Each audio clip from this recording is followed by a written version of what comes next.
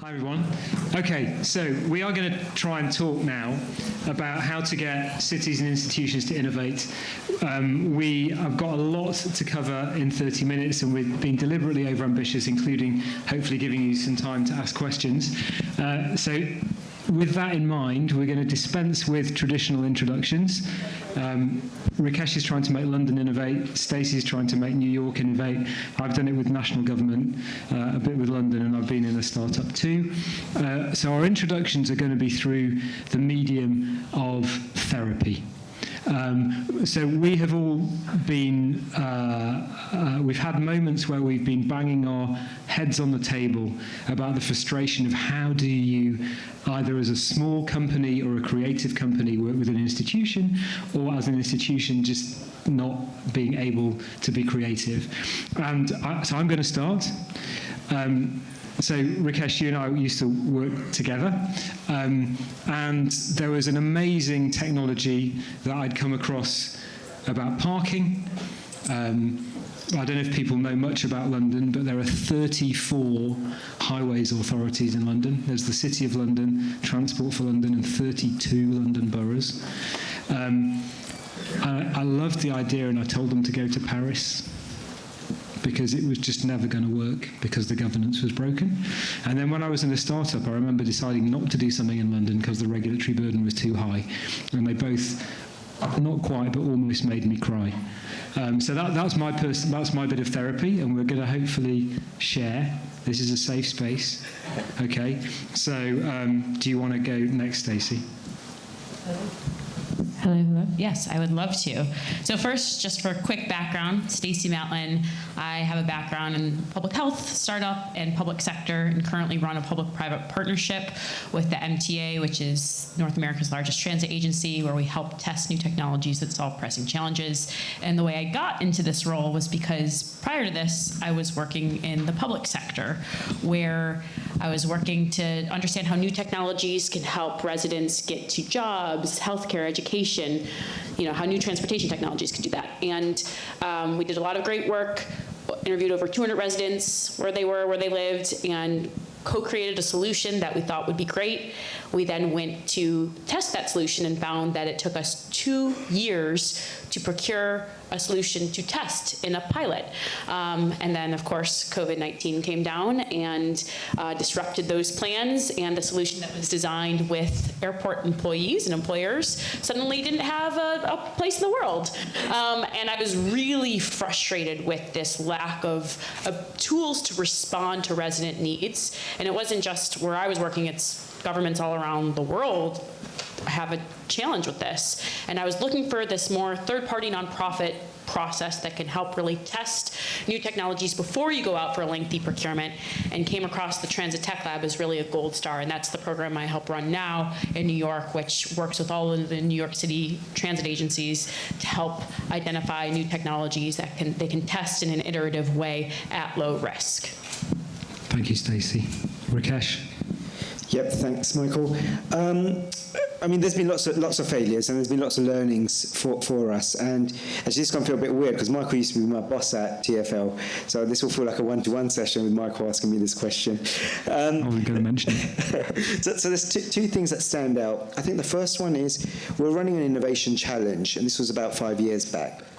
And what we found was we kept the competition open for 28 days. So from a procurement point of view, the days that you keep competition open is really important. If we would have kept it open for 30 days, we could have actually scaled the procurement. But because we did it for 28 days, and the reason being is our sponsor was really interested in the PR, and they wanted to launch a press release. So that dictated the timeline. So as a result, it was really annoying that we couldn't scale that product. So that was a learning, and we've learned from that. And the second one is we're an incredibly engineering-centric organization. And that means that some of our engineers who are incredibly talented want to be inventors. So what happens then is that they're looking for problems based on the invention that they're creating. And then they work with the market, and then the market will come back to me and say, you're anti-innovative because we've been going around the houses for years with the same product. So another learning for me is how do we better coordinate and work with our engineers to define the problems and then hopefully help them scale and be those entrepreneurs that they want to be. Thank you. Okay, so there's that point. I think a really key point is worth emphasising that you mustn't have tech in search of a problem. You've got to work out what your problem is and find tech to solve it. Okay. Another thing we've spoken about in the past, the risk is tech as theatre, innovation as theatre. You want to do some cool demos. Politicians love doing the ribbon cutting. But actually, the most important thing is how does it help? Right, okay, let's move on to solutions. Right, so tell us about your experience in New York. Give us, people here I think are going to want to have a practical set of suggestions about how we can change this. Sure. So the Transit Tech Lab, we have a 4-step model that starts with a question. And we work with all of the regional transit agencies in New York, and we ask both executives but also staff level and try to talk to as many people as possible throughout the organizations to understand what are your top challenges that you are facing on a day-to-day basis, and how do you think new technology can solve that? And we focus on people's problems on a day-to-day basis, and then from that we can identify 1 to 2 top challenges that across the region everyone is struggling with. And then we go out to market and request innovations from all around the world to be applied and to demonstrate how they can solve New York's challenges. And the second stage is, have that public application. Third stage is agencies select companies to move forward in a small test, an 8-week proof of concept, to understand if the technology works, if it works in the context of their system. And then the final 4th stage is a really deep test. We call it a year-long pilot, where the agency can understand, does this work? Is it providing true value? And is this scalable? And to date, we've run 8 challenges. We've had over 600 applications, 36 short proof of concepts, 23 pilots, and 6 procurements. And an example of a company that went successfully through the program is a company called Protect, which provides bus analytics, predictive bus maintenance solutions. And they applied to the first bus challenge asking, how can technology speed up buses through Manhattan? And the solution that MTA folks thought would move forward was cameras or identifying cars that were in bus-only lanes to improve bus speeds. And they were surprised to find that a predictive bus maintenance system could actually improve bus reliability and improve bus speeds, because the solution provides 40 hours before the check engine light turned on, it actually provides understanding of, no, don't put that bus out there. And so it not only improves bus reliability, but it also reduces staff time and labor time and costs. And so this is a successful example that has gone through the program, and now they have scaled with a commercial procurement with the MTA, scaling to over 1,500 buses. Yeah, that's really cool. And I think the key thing was that you knew what you wanted to achieve in terms of the reliability of the service. And however that happens is less important, as long as you've got the clarity on the outcome, which is. But I wanted to probe a bit on that, because what got that done? Did you have a pot of money ready to spend? What was the thing? If thinking about people in the audience here who may be sitting in that situation, what actually took that through from the concept into service? It successfully demonstrated that it reduced staff time and saved the agency money. And also, it was a priority of executive leadership to say, wow, this improves our operations, let's implement it. And so because the executive leadership was bought in and because it had provided real value, there wasn't an extra room in the budget. There was just a recognition that, wow, we need to make this happen, and they did. Cool. Rikesh, give us an example to inspire us from London. Yeah, and I think building on just Stacey's point, there is a piece around reframing the debate on innovation, because ultimately we want to do things better, cheaper, and quicker. And sometimes as an organization, we become very solution-centric. So either we try and build things ourselves, or we go to the market and we overprescribe exactly what we want.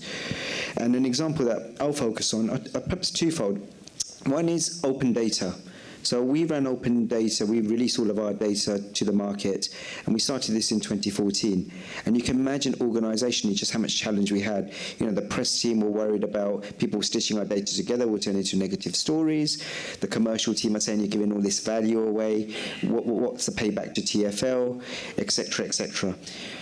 But what we did, we released the data, and the value, we spent about £1 million a year on releasing the data. The payback is £130 million per annum. So there are over 700 apps powered by TfL data. 42% of London use an app powered by TfL. And the most important thing from an innovation point of view is data is key if you want to innovate. So by releasing that data, we're seeing some fantastic innovators. And one innovator, there's about two people. It's one business development person and a tech guy. They've got 25% of the bus market share in London. So they're competing with Apple Maps, Google Maps, City Mapper, and many others. So the point they're being is, if you provide the right ingredients, the innovators will create fantastic products, and ultimately customers can engage on our product, i.e. the bus in this case, through their channel of choice. So that's one very quick one. And the second one is Freight Lab. And what Freight Lab did is we used our convening power. So it was around reducing the adverse impact of freight in London, and that's around congestion, road safety, and air quality. And we convened some of the major carriers, so our Postal Service, DPD, UPS, and a few others. And we also convened some innovators, and we also provided land, because that's where you can do the testing. So in the past, the story is that the regulator or the transit agency and the freight industry don't get on, and we end up going into defensive mode, which is we change the regulation. What we said here is let's innovate together. And what we ended up doing was we had 6 very different products that came through. We tested them in London. We provided some seed funding. In fact, one of them's here, G from Enzo Tyres. And he's now creating a product, a tyre, that will reduce the friction between the braking and the tyre, and i.e. reduce the pollution as vehicles get heavier. And then we always have to think about route to market, route to scale. So the route to scale in this case is we will change the standards for freight operators in London if this product is successful. So we always start with how do you scale it, and then work back and then work forward. Yeah, because I think that's really interesting. It doesn't have to be money. Yeah. You don't have to have a big pot of money in both of these instances. So for that, if you have a route to changing the standard, it becomes an industry standard, which I think it is really, that can be really quite powerful. Okay. Rikesh, there's one other thing. I'm going to talk a little bit about London, because there's other ways about doing it as well. So I know we've spoken about this, Stacey. You can think about, do you have to change the law? Do you have to change the procurement system? My experience was, if you get the right lawyer and you get the right person from procurement, the challenge is not how do you change the law, it's how do you take the existing law and push it as far as possible. Can I talk about the surface technology maintenance contract? There's a big contract in London which maintains, what is it? It's the lights, it's signage, CCTV, etc. It's a £400 million contract, £40 million a year, 10 years. It is written with tried and tested technology in mind, and then it takes about 2 years to procure. So from day one, the technology is a minimum of 4 years old, and then by the time you get halfway through the 10-year contract, it can be obsolete. Yep. And the key thing that was done there is that you write within the contract innovation schedules that if the supplier can bring technologies through the life of that contract that meets the same outcomes, better or cheaper, then you are allowed to negotiate about how you share that benefit. Do you take the IP to market together? Do you do revenue share together? But the key thing was, it's within the law, it's within existing programs, it's within the existing procurement structures, but you create an incentive and a mechanism to bring new things in the life of the contract. So it was a handful of paragraphs. It's probably far more powerful than doing the demonstration in some instances. So look, that's it. Okay, look. I do want to give some time for Q&A if I can, so I'm going to move on. This afternoon was about cities and investors and about startups. So I think we've spoken a bit so far about what cities could do. Handing over to you again, Rikesh, what would you advise investors? If you have an investor looking at somebody trying to do something in a city, what would you ask them? What would you tell them? Yeah, I think there'll be a couple of things. I think firstly, really understand the context of the city, because sometimes we get investors just throwing money at it and then they have a conversation with us afterwards and say, I wish I would have spoken to you a year ago. So it comes back to what is the problem that you're trying to solve for the city, not in the short term, but also in the medium and long term. And then think about the products that you're investing in. Is there a payback for you? So I think that's point one. And I think the second point is, and we've touched on this today, is how will their product that they're investing in make money? So what's the route to scale? And what are the procurement avenues? And the procurement avenue doesn't always have to be the city doing the procurement.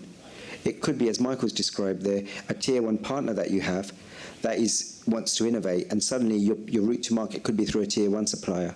So be creative, have those conversations early, and as a result, you're more likely to get payback on your return rather than just investing and then hoping that the cities buy something.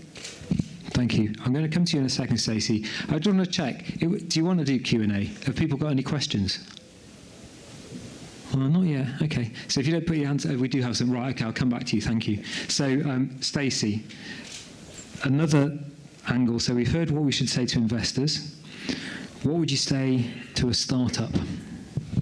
Well, as a former entrepreneur and as when I was working in the public sector previously, when I would advise startups, I would say, don't sell to government, don't work with government, just with my prior experience. But I would tweak that advice, and I would say, don't have government be your first customer. Demonstrate product market fit with another segment or another industry, and demonstrate you have technology that works, and then you can scale to government and grow. And I would say there's three things to look out for if you're a smaller startup and you're looking to branch into government. One would be you could try to work with big consulting firms like the AECOMs, WSPs of the world who know how to win government procurements, and they have people on staff who are experts and have spent a lot of time winning procurements, and they have master service agreements, and you can be a subcontractor under there, and that could be a way to get your foot in the door with government.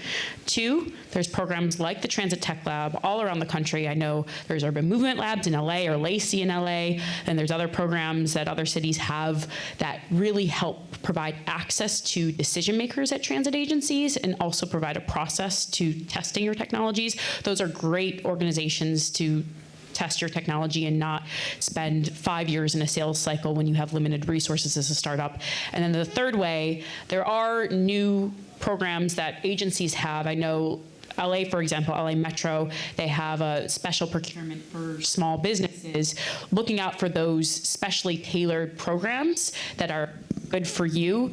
Those are things I would look out for in cities who are open to more smaller companies, because oftentimes what I found is procurements can be set up for larger organizations, and you really have to have the expertise and years of dedicated sales relationships to win. And so those are just three techniques to think about if you're a startup of how to get your foot in the door with government.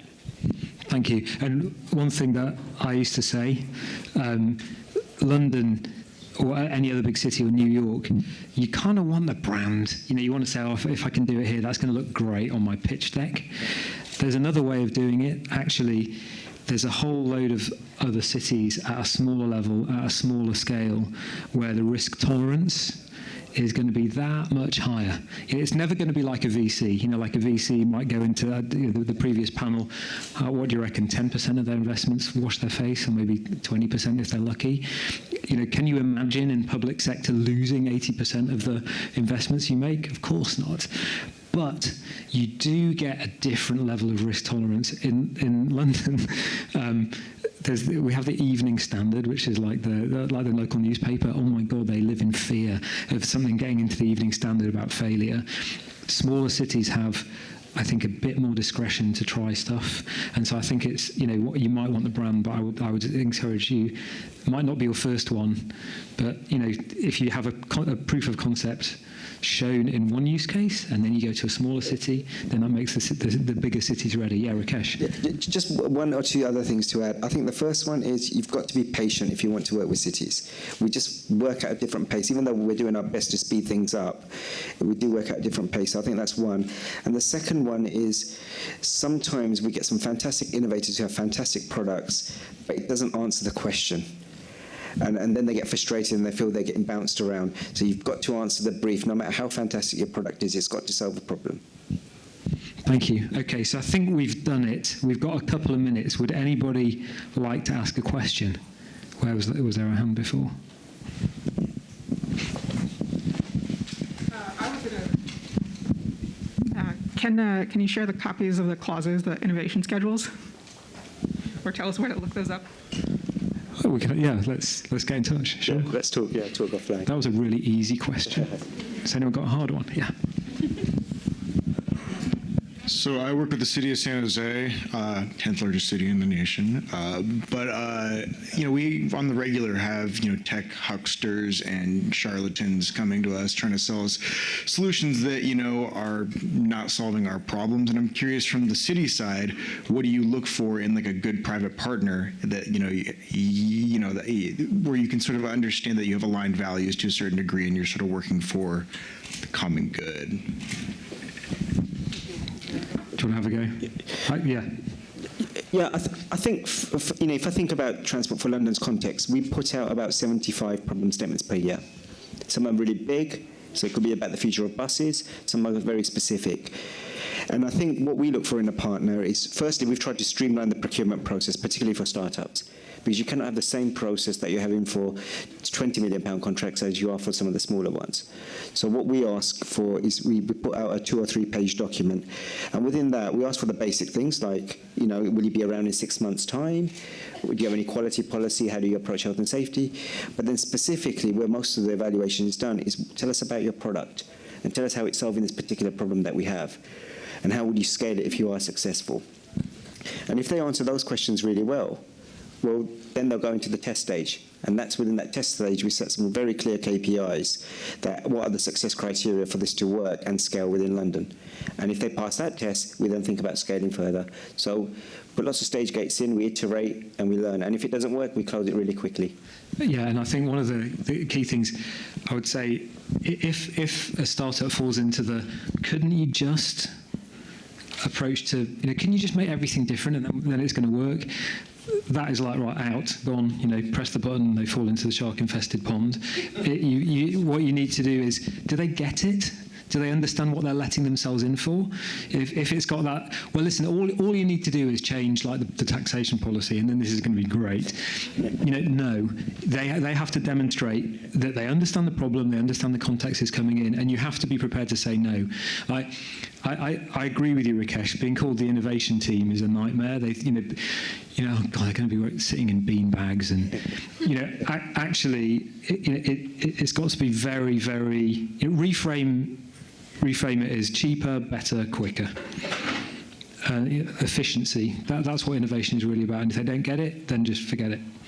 Stacey, do you want to add anything? No, I think that's great, of having some clear criteria that you use to evaluate. And so similar, we have, standard framework that we publicly share in advance of, you have to demonstrate your product is a fit, a value, team, and those are the key criteria that we use across all applications. So it's standardized, and you really do have to demonstrate how you're meeting the overarching question that we are asking. How are you reducing carbon emissions? How are you, whatever the challenge question we pose, you need to demonstrate that, and if you can't, then it's a no. Thank you. Oh, there's more hands. Oh gosh, can you get me fit? Yeah, go on, nice and loud. To your point earlier about other markets besides London and New York, bring it to Florida. Florida is wide open. It really is, and is exceedingly interested in hearing about technology that's developed abroad. It's one of the easiest places to enter the United States market. There we go. Thank you, Florida. Ladies and gentlemen, Florida is the place. Yeah. Great. So we should definitely have a conversation, because I bet you New York, Florida, and London have similar problems. Well, why don't we put a call out together? Absolutely.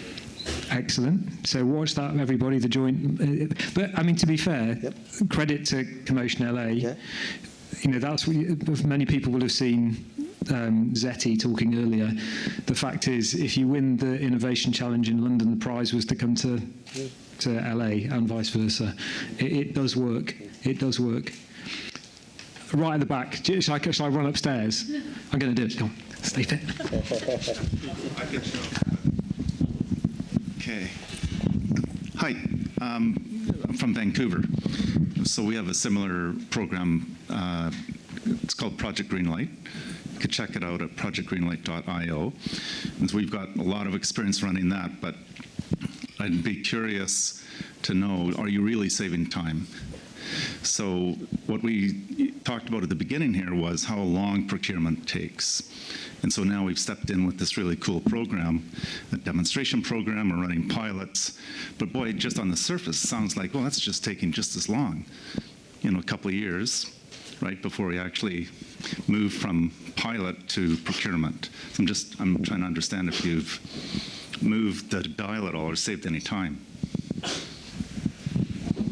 So the difference is that instead of going through the RFI, RFP, and that can take many years, especially if it's a newer technology, if it's LiDAR, if there's AI, things that have not necessarily been tested in public transit but have been proven in other markets.